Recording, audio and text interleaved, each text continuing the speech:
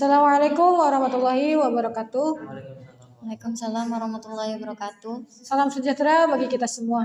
Alhamdulillah kita dapat berkumpul di ruang rapat ini dengan keadaan sehat walafiat untuk dapat melaksanakan rapat bimbingan skripsi untuk semester 6 dan selanjutnya. Latar belakang kita mengadakan rapat evaluasi ini adalah karena adanya fakta dari masing-masing pembimbing akademik bahwa sampai saat ini masih banyak mahasiswa dan mahasiswi yang seharusnya sudah naik ke semester selanjutnya tapi masih rumit dengan kemampuan mahasiswa tersebut. Oleh karena itulah dalam rapat ini akan kita bahas mengenai kejelasan kasus ini untuk kemudian dapat ditindaklanjuti. Untuk berlangsungnya rapat akan dipimpin oleh ketua rapat. Kepada beliau saya persilahkan waktu ke depan, kami persilahkan kepada Bapak Fajar. Assalamualaikum warahmatullahi wabarakatuh. Terima kasih kepada Ibu Salma Akila atas waktunya. Alhamdulillahirrahmanirrahim. Saat ini kita masih diberi nikmat, rahmat dan barokah dari Allah SWT karena masih dapat menghadiri rapat ini dalam keadaan sehat walafiat. Tak lupa pula salawat serta salam kita panjatkan kepada Nabi Muhammad SAW. Melihat dari data mahasiswa ini, ternyata masih banyak PR kita. Ternyata dari mahasiswa semester 5 dan 6, ada yang absen dari kelas dan bahkan sepertinya masih terulang. Saya tidak ingin mendengar adanya paradigma bahwa mahasiswa kita ini lulus dengan bersyarat karena kehadiran. Bagaimana menurut pandangan dari masing-masing dan Ibu Kaprodi semester 5 dan semester 6? Sebelumnya saya ingin memperjelas data dari mahasiswa. Berikut ini adalah data dari jumlah mahasiswa kita yang absen di kelas. Dari data ini jelas menjadi informasi untuk kita bahwa perlu ditelusuri apa yang menjadi penyebab hal ini bisa terjadi. Apakah ini disebabkan dari sisi mahasiswa kita atau justru disebabkan oleh kita sebagai dosen pembimbing? Benar sekali yang dikatakan oleh Bapak Fajar bahwa kita harus terlebih dahulu apa yang menyebabkan mahasiswa menantarkan skripsinya. Jika dilihat dari sisi mahasiswa, mungkin saja mereka memiliki kegiatan atau kesibukan di luar jam kuliah atau di luar jam mengerjakan skripsi. Dan mereka justru asik sendiri sehingga menomorduakan skripsi ini. Sangat setuju dengan Bu Salma, karena dari saya sendiri sempat khawatir. Beberapa dari mahasiswa saya, bahkan ada satu mahasiswa dari angkatan 2021 yang belum lulus. Ketika saya menghubungi mereka, mengapa tidak segera konsultasi? Jawabannya adalah beberapa sudah memiliki pekerjaan, sehingga mereka sudah berpenghasilan, merasa sudah cukup mapan sehingga menelantarkan skripsinya. Bahkan ada pula yang sudah berumah tangga dan harus mengurus anaknya, sehingga lebih sulit untuk meluangkan waktunya menyelesaikan skripsinya. Dari angkatan 2021 berarti tahun ini merupakan tahun terakhir mereka. Jika tidak segera selesai, mereka akan di-DO. Saya tidak ingin ada mahasiswa yang di-DO. Apa yang harus kita lakukan? Begini Ibu, memang kita mungkin memiliki target dari masa studi mahasiswa. Tapi di sini sebelum mengambil kebijakan, kita pahami dulu bahwa mereka juga memiliki hak untuk melakukan kegiatan lain selain perkuliahan, di luar kegiatan perkuliahan. Di sini bagaimana kita sebagai pembimbing benar-benar memahami mereka secara personal. Jangan sampai kita terkesan memaksa mereka untuk mengerjakan skripsi tersebut. Benar yang dikatakan Pak Fajar. Kita tidak seharusnya memaksakan kehendak jurusan, tapi di sini kita tahu bahwa soal kelulusan ini yang diuntungkan dan dirugikan kembali ke mahasiswa, meski mereka memiliki kepentingan masing-masing. Kita harus mendorong mereka untuk melakukan yang terbaik saja. Apa tindak real yang akan kita lakukan?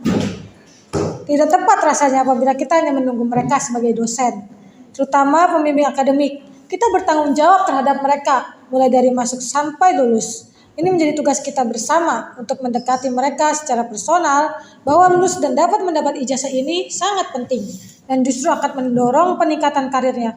Tapi mungkin tindak Tapi mungkin ada tindakan dari jurusan seperti membuat forum yang lebih formal dengan mereka terhadap hal ini. Meskipun kesannya seperti memaksakan kehendak mereka. Setuju dengan Bu Salma, sebelum mengiyakan kebijakan itu, kita harus melihat terlebih dahulu dalam lagi bahwa salah satu penyebabnya adalah datang dari kita sendiri sebagai dosen. Apakah servis yang kita berikan sudah baik terkait dengan bimbingan? Mungkin mahasiswa sudah meluangkan waktunya, tapi justru kita sulit ditemui dan terkesan mempersulit. Bagaimana komitmen kita dalam melakukan bimbingan? Apakah harus diberi batasan keharusan melakukan bimbingan? Iya Ibu Mayang, saya sangat memahami bahwa sebagai dosen kita ini sih banyak kegiatan yang harus kita lakukan di luar dari ini. Tapi jangan kita melupakan tugas utama pendidikan. Saya anjurkan untuk setiap dosen selalu memantau anak didiknya. Saya anjurkan pula untuk dalam 1 minggu harus bertatap muka dengan mereka. Untuk konsultasi atau bimbingan paling tidak 1 kali 1 minggu. Jadi kita tahu perkembangan mereka. Saya harap dijaga komitmennya. Kami sangat setuju dengan Ibu Maya. Di sini sebagai dosen, mungkin banyak kegiatan di luar. Namun untuk urusan komitmen sudah seharusnya dijaga dan menjadi kewajiban kita. Tapi apa hal konkret yang akan kita lakukan? Benar Pak Fajar, harus ada hal real yang kita lakukan. Saya mengusulkan untuk melakukan pertemuan formal seperti yang diusulkan Bu Salma. Bagaimana bentuk pertemuan kita ini? Untuk pertemuan ini, kita harus merencanakan apa yang akan kita lakukan. Untuk dapat memahaminya, kita harus mengetahui penyebab mereka-mereka yang belum menyelesaikan tugas yang tertunda terus-menerus. Akan lebih baik apabila selaku pembimbing akademik atau dosen pembimbing, kita meluangkan waktu untuk berinterogasi seluruh mahasiswa kita yang belum lulus. Dari situ kita bisa merencanakan tindak selanjutnya. Benar sekali yang dikatakan oleh Pak Fajar. Jadi saya mengharapkan dalam waktu 2 minggu ini silahkan mengadakan pertemuan secara pribadi dengan mahasiswa maupun mahasiswi untuk menggali informasi.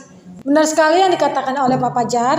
Jadi saya mengharapkan dalam waktu 2 minggu ini silahkan mengadakan pertemuan secara formal dengan mahasiswa untuk menggali informasi. Selain mahasiswa lama yang menjadi fokus kita tidak boleh melupakan mahasiswa baru seperti mahasiswa semester 2, 3, dan 4 mengenai skripsi ini. Karena jika kita hanya fokus kepada semester 6 ke atas, maka semester 4 ke bawah itu akan terbengkalai. Benar yang dikatakan Bu Salma. Sebenarnya kita sudah harus menanamkan kepada mereka bahwa nanti mereka harus mengalami skripsi. Sehingga kita harus memberikan gambaran mengenai skripsi. Prosedur apa yang akan mereka lalui sehingga mereka bisa mulai mempersiapkannya sejak dini. Untuk langkah lebih konkretnya seperti apa ya Ibu Mayang? Mungkin kita bisa mulai lagi judul skripsi dari mahasiswa-mahasiswa kita, Bu. Saya sependapat dengan Ibu Salma dan Ibu Mayang. Mereka harus mengetahui prosedural skripsi terlebih dahulu, sehingga kita harus memaparkannya. Mungkin di sela-sela perkuliahan kita menyinggung soal itu. Kemudian kita tentukan target selanjutnya untuk meminta judul dari mereka dan mulai melakukan bimbingan. Usulan yang bagus dari Bapak Fajar. Jadi untuk Bapak Ibu dosen diharapkan mulai memberi gambaran skripsi kepada mahasiswa semester 6 di saat perkuliahan.